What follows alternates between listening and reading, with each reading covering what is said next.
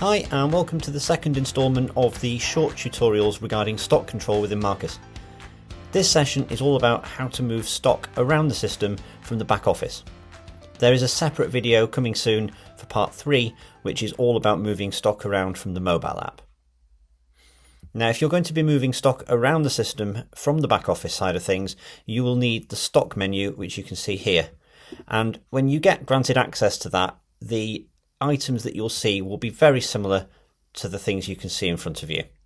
So what I'd like to do today is cover the menu items that are most commonly used to move stock from one location to another within your system. Stock levels and stock movements are both reports that allow you to report on what is going on with your stock, and we'll cover those in a separate video later on in the series. For now though, we're going to look at the methods of moving stock. So we'll begin with issue stock from depot. Now, as it sounds, what this allows you to do is it allows you to send stock from a store's location or a depot location to an operative. So you can see here, it's a really easy to use form. You've only got a handful of fields that you need to fill in. So if you want to move from a particular store, as I begin to type, I can select the store location or the depot that I'm going to move my stock from. And then I'd like to issue this stock to a particular operative. I can then choose the actual part stock that I want to move. And we'll present the quantity that's in stock at the moment at the stores. Now, if you remember for the first video that we did, we raised a purchase order to the stores for this particular valve, and there's only the one in stock, so we've only given one here.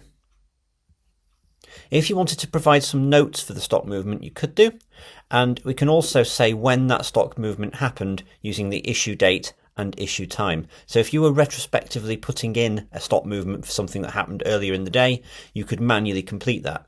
Otherwise, you could just simply set it to now. Now, to process the stock movement, just simply hit continue.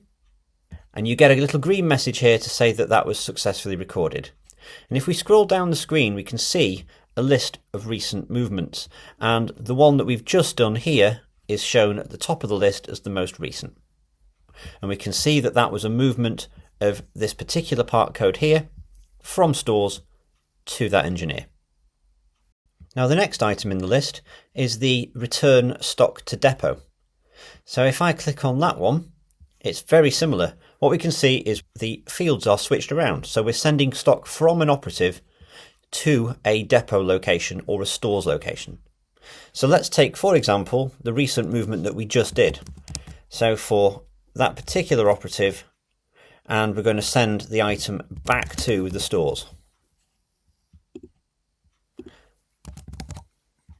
So we can select the part code again, and we can set the issue date and time. And then when we hit continue, this then appears as a recent movement from an operative to a store.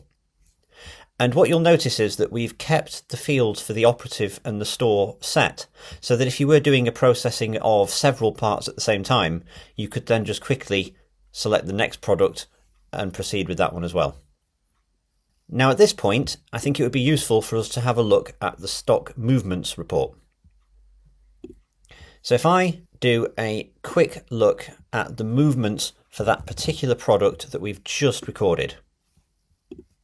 So we can see here 3 records in the stock movements report for this particular product. And that shows us that we recorded a delivery from our supplier to the store's location on the purchase order. And that was what was covered in video 1. And now just covered in this video was the issuing of stock from a depot location or a store's to an operative. And then we've just sent that back from our operative to the stores 2 minutes later. So we can see on our stock movements report what's happened with the stock for each individual item. Heading back up onto our stock menu, we've also got the ability to transfer stock between operatives and between depots.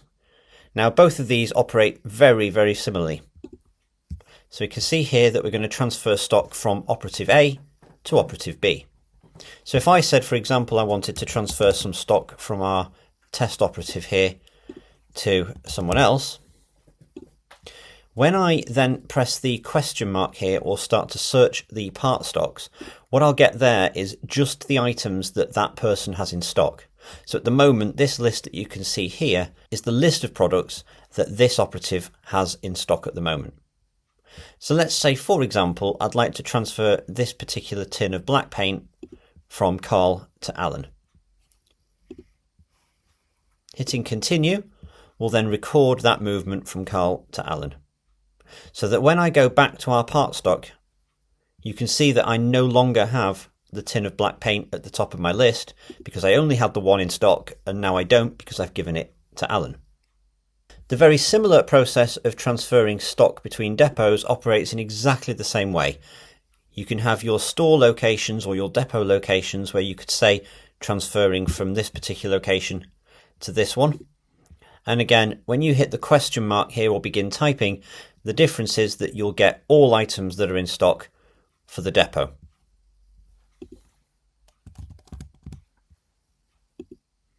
So as you can see, for this particular product, there are 39 in stock.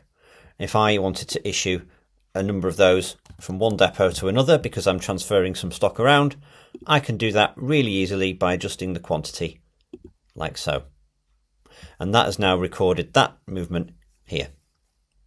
We also have the ability to return damaged stock to a supplier.